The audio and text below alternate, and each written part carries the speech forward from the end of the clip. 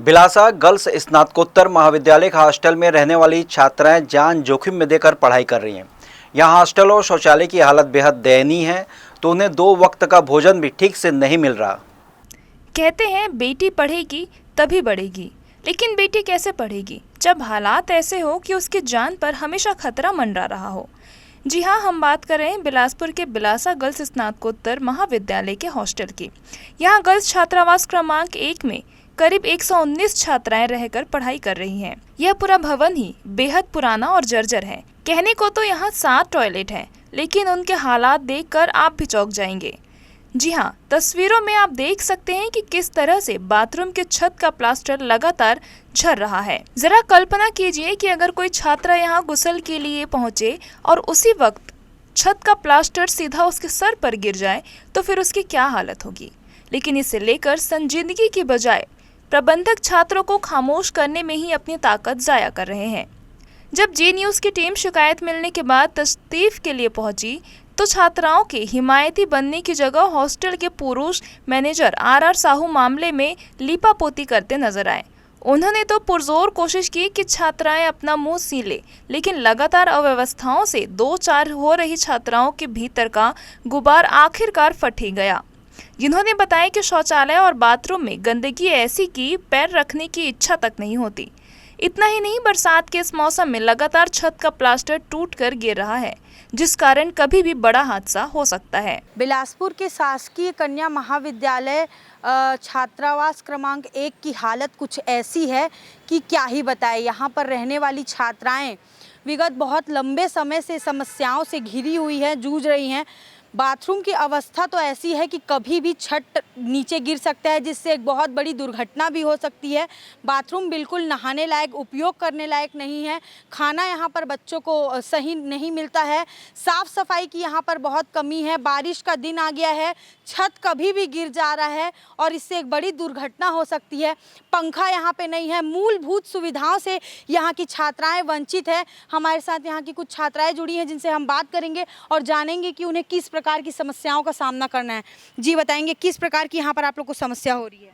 Ma'am, यहाँ का bathroom जो है पूरा गिर रहा है। रोज़ हम लोग को नहाने में बहुत दिक्कतें हो रही है। हम लोग एक ही बाथरूम को हम लोग को बोला जा रहा है कि एडजस्ट करो, लेकिन यहाँ का जो अधीक्षक सर है वो हम लोग को ध्यान ही नहीं देते हैं।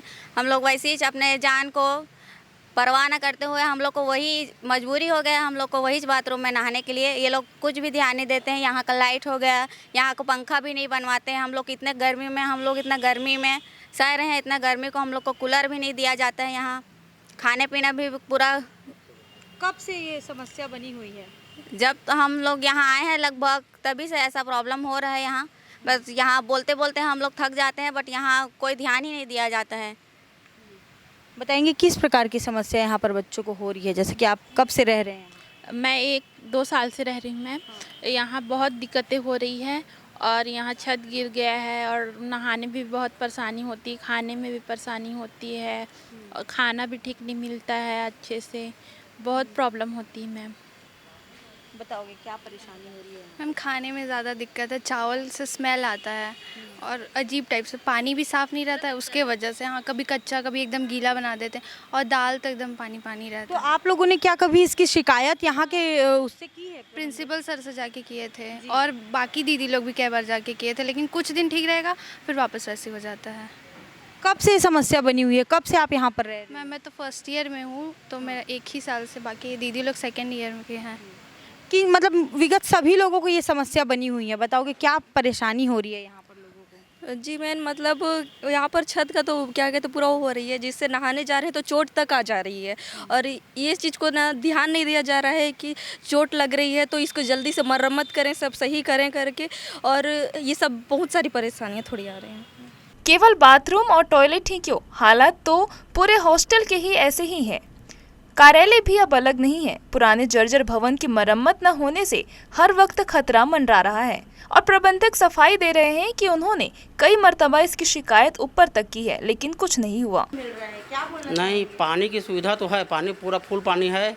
और छात्रावास का जो छत गिर रहा है उसके लिए शासन को दो बार लेटर लिखा गया है, कलेक्टर को लिखा गया है और PWD को लिखा गया है, जिला कार्यालय को लिखा गया है। उसकी कापी अपने पास रखे हुए हैं, है ना।